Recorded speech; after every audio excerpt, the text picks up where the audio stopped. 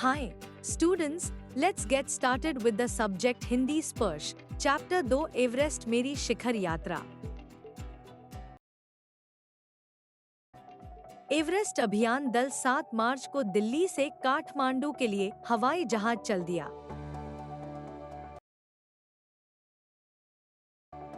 एक मजबूत अग्रिम दल बहुत पहले ही चला गया था, जिससे कि वह हमारे बेस कैंप पहुंचने से पहले दुर्गम हिमपात के रास्ते को साफ कर सके। नमचे बाजार शेरपालैंड का एक सर्वाधिक महत्वपूर्ण नगरीय क्षेत्र है।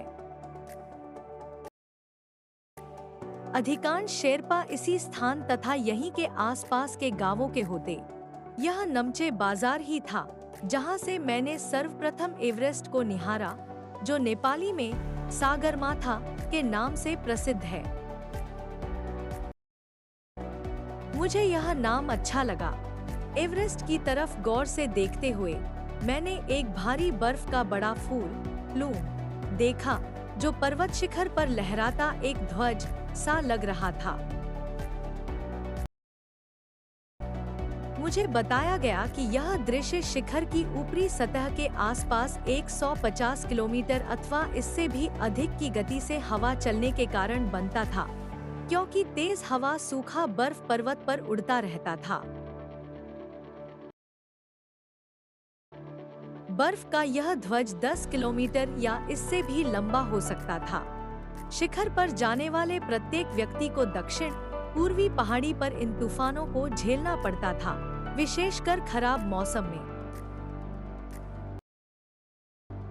यह मुझे डराने के लिए काफी था, फिर भी मैं एवरेस्ट के प्रति विचित्र रूप से आकर्षित थी और इसकी कठिनतम चुनौतियों का सामना करना चाहती थी।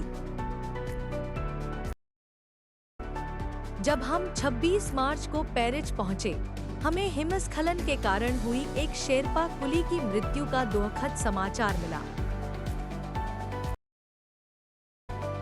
खुबू हिमपात पर जाने वाले अभियान दल के रास्ते के बाईं तरफ सीधी पहाड़ी के धसकने से लोहत्से की ओर से एक बहुत बड़ी बर्फ की चट्टान नीचे खिसक आई थी। 16 शेरपा कुलियों के दल में से एक की मृत्यु हो गई और 4 घायल हो गए थे। इस समाचार के कारण अभियान दल के सदस्यों के चेहरों पर छाए अवसाद को देखकर हमारे नेता कर्नल खुल्लर ने स्पष्ट किया कि एवरेस्ट जैसे महान अभियान में खतरों को और कभी-कभी तो मृत्यु भी आदमी को सहज भाव से स्वीकार करनी चाहिए। उपनेता प्रेमचंद, जो अग्रिम दल का नेतृत्व कर रहे थे, 26 मार्च को पेरिच लौट आए। उन्होंने हमारी पहली बड़ी बाधा खुम्बू हिमपात की स्थिति से हमें अवगत कराया। उन्होंने कहा कि उनके दल ने कैंप 6000 मीटर, जो हिमपात के ठीक ऊपर है, वहां तक का रास्ता साफ कर दिया है। उन्होंने यह भी बताया पुल बनाकर, रस्सियां बांधकर तथा झंडियों से रास्ता चिन्हित कर सभी बड़ी कठिनाइयों का जायजा ले लिया गया है। उन्होंने इस पर भी ध्यान दिलाया कि ग्लेशियर बर्फ की नदी है और बर्फ का गिरना अभी जारी है। हिमपात में अनियमित अनिश्चित बदलाव के कारण अभी तक के किए गए सभी काम व्यर्थ हो सकते हैं और हमें रास्ता खोलने का काम दोबारा करना पड़ सकता है।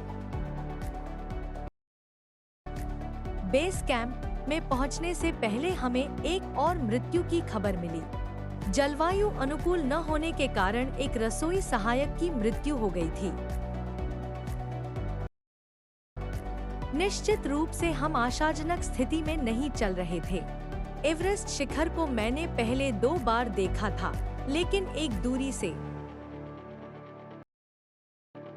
बेस कैंप पहुंचने पर दूसरे दिन मैंने एवरेस्ट पर्वत तथा इसकी अन्य श्रेणियों को देखा। मैं भौचक्की होकर खड़ी रह गई और एवरेस्ट, लोहत्से और नुत्से की ऊंचाइयों से घिरी बर्फीली टेढ़ी-मेढ़ी नदी को निहारती रही। हिमपात अपने आप में एक तरह से बर्फ के खंडों का अव्यवस्थित ढंग से गिरना ही था।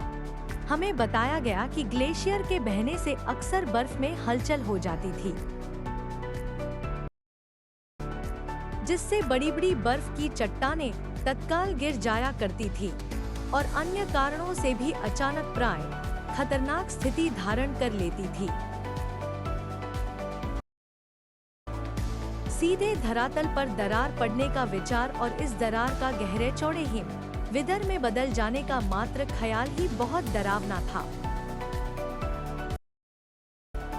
इससे भी ज्यादा भयानक इस बात की जानकारी थी कि हमारे संपूर्ण प्रवास के दौरान हिमपात लगभग 1 दर्जन आरोहियों और कुलियों को प्रतिदिन छूता रहेगा।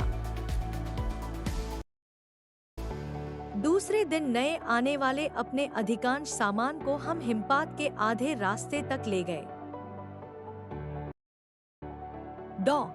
मीनू मेहता ने हमें एल्यूमीनियम की सीढ़ियों से अस्थायी पुलों का बनाना, लट्ठों और रस्सियों का उपयोग, बर्फ की आड़ी तिरछी दीवारों पर रस्सियों को बांधना और हमारे अग्रिम दल के अभियांत्रिकी कार्यों के बारे में हमें विस्तृत जानकारी दी।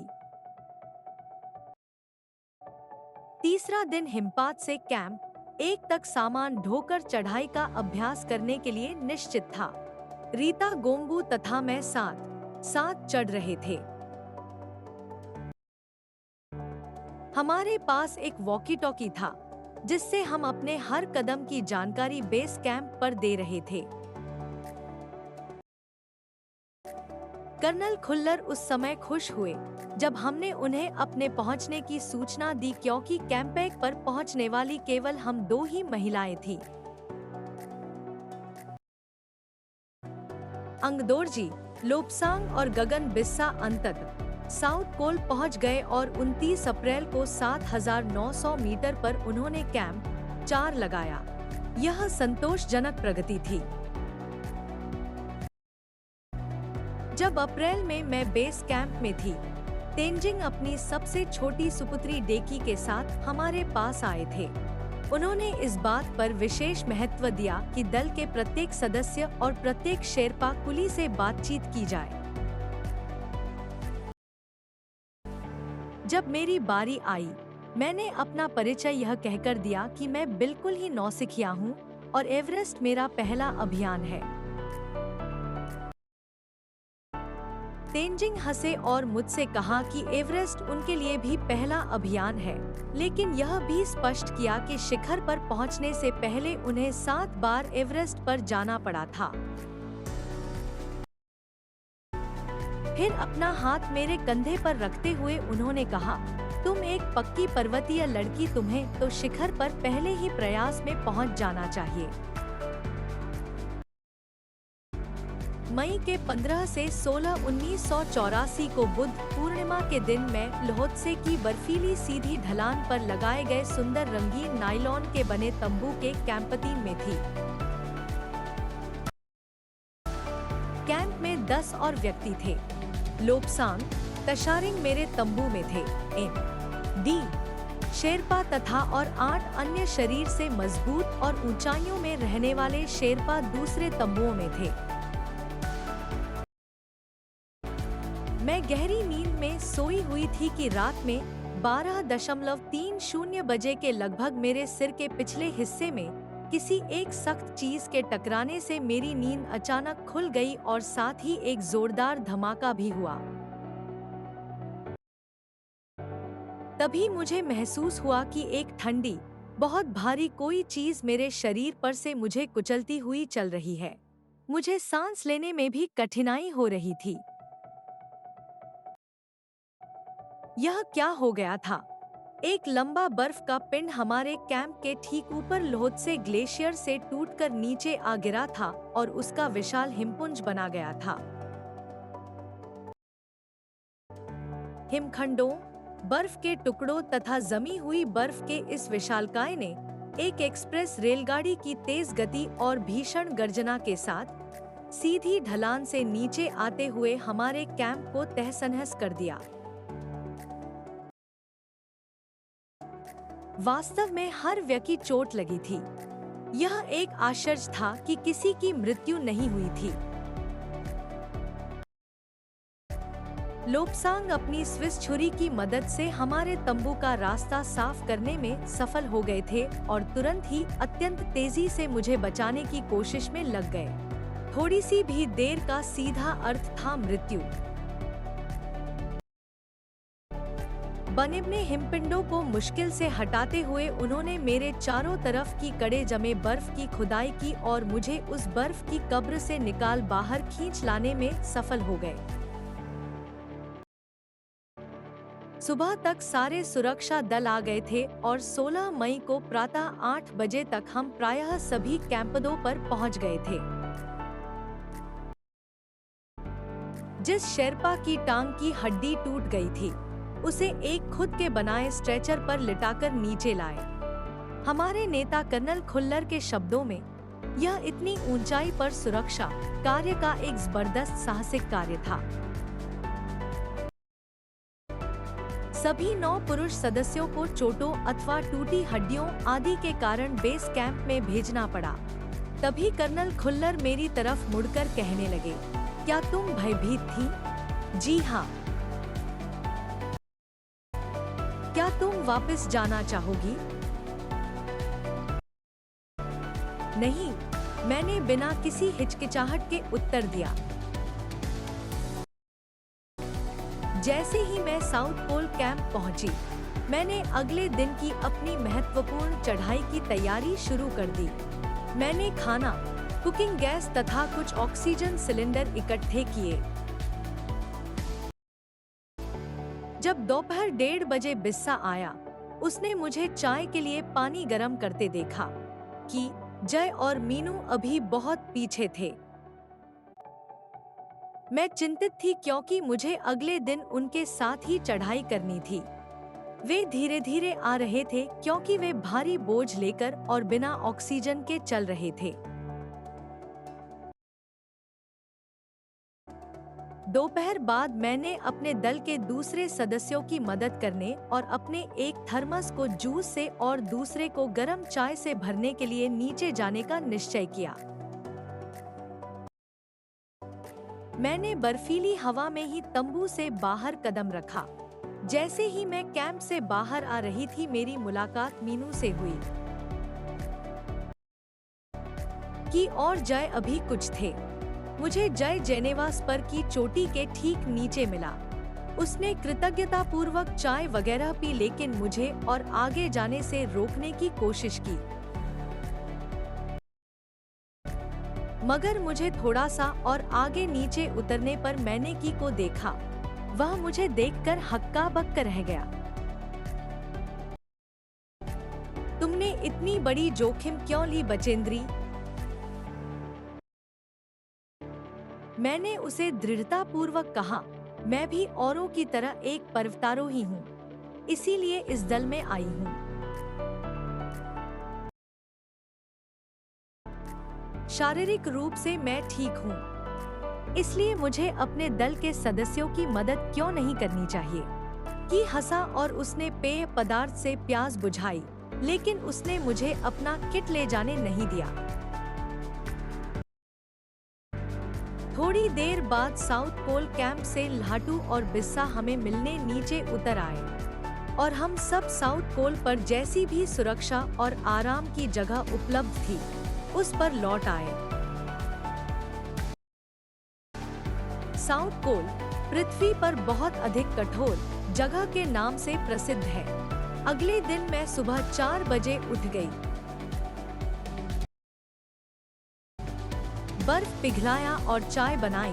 कुछ बिस्कुट और आधी चॉकलेट का हल्का नाश्ता करने के बाद मैं लगभग 5:30 बजे अपने तंबू से निकल पड़ी। अंगदोरजी बाहर खड़ा था और कोई आसपास नहीं था। अंगदोरजी बिना ऑक्सीजन के ही चढ़ाई करने वाला था, लेकिन इसके कारण उसके पैर ठंडे पड़ जाते थे, इसलिए वह ऊंचाई पर लंबे समय तक खुले में और रात्रि में शिखर कैंप पर नहीं जाना चाहता था। इसलिए उसे या तो उसी दिन चोटी तक चढ़कर साउथ पोल पर वापस आ जाना था अथवा अपने प्रयास को छोड़ देना था। वह तुरंत ही चढ़ाई शुरू करना चाहता था और उसने मुझसे पूछा, क्या मैं उसके साथ जाना चाहूंगी? एक ही दिन में साउथ पोल से चोटी तक जाना और वापस आना बहुत कठिन और श्रमसाध्य होगा। इसके अलावा यदि अंगदोर्जी के पैर ठंडे पड़ गए तो उसके लौटकर आने का भी जोखिम था। मुझे भी अंगदोर्जी पर विश्वास था और साथ साथ मैं आरोहण की क्षमता और कर्मठता के बारे में भी आश्वस्त थी। अन्य कोई भी व्यक्ति इस समय साथ चलने के लिए तैयार नहीं था। सुबह 6:20 पर जब अंगदोर्जी और मैं साउथ कोल से बाहर आ निकले तो दिन ऊपर चढ़ आया था। हल्की हल्की हवा चल रही थी, लेकिन ठंड भी बहुत अधिक थी। मैं अपने आरोही उपस कर काफी सुरक्षित गर्म थी। हमने बगैर रस्सी के ही चढ़ाई की। अंगदोर्जी एक निश्चित गति से ऊपर चढ़ते गए और मुझे भी उनके साथ चलने में कोई कठिनाई नहीं हुई।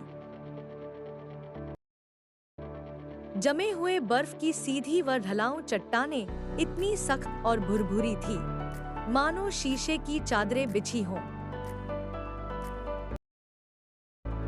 हमें बर्फ काटने के फावड़े का इस्तेमाल करना ही पड़ा और मुझे इतनी सख्ती से फावड़ा चलाना पड़ा जिससे कि उस जमे हुए बर्फ की धरती को फावड़े के दांते काट सकें। मैंने उन खतरनाक स्थलों पर हर कदम अच्छी तरह सोच समझकर उठाया। 2 घंटे से कम समय में ही हम शिखर कैंप पर पहुंच गए। अंगदोर्जी ने पीछे मुड़कर देखा और मुझसे कहा कि क्या मैं थक गई हूँ। मैंने जवाब दिया, नहीं। जिसे सुनकर वे बहुत अधिक आश्चर्यचकित और आनंदित हुए। उन्होंने कहा कि पहले वाले दल ने शिखर कैंप पर पहुंचने में 4 घंटे लगाए थे और यदि हम इसी गति से चलते रहे तो हम शिखर पर दोपहर 1 बजे पहुंच जाएंगे। लाटू हमारे पीछे पीछे आ रहा था और जब हम दक्षिणी शिखर के नीचे आराम कर रहे थे, वह हमारे पास पहुंच गया।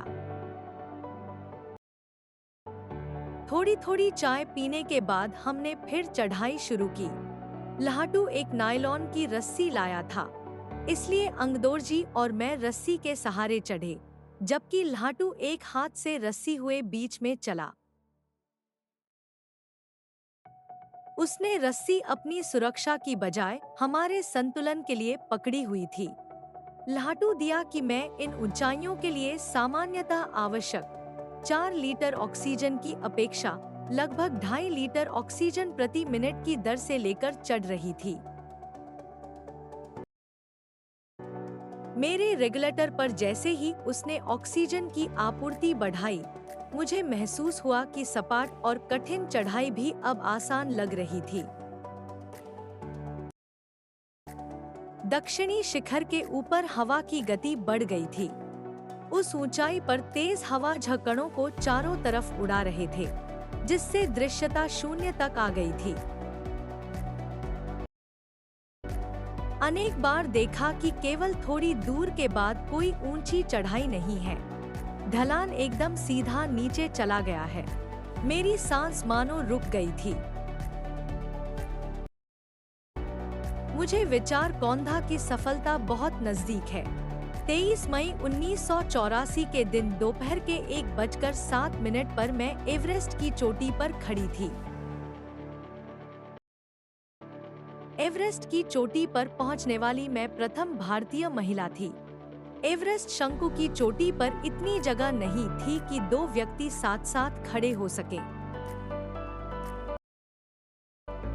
चारों तरफ हजारों मीटर लंबी सीधी ढलान को देखते हुए हमारे सामने प्रश्न सुरक्षा का था। हमने पहले बर्फ के फावड़े से बर्फ की खुदाई कर अपने आप को सुरक्षित रूप से स्थिर किया। इसके बाद मैं अपने घुटनों के बल बैठी।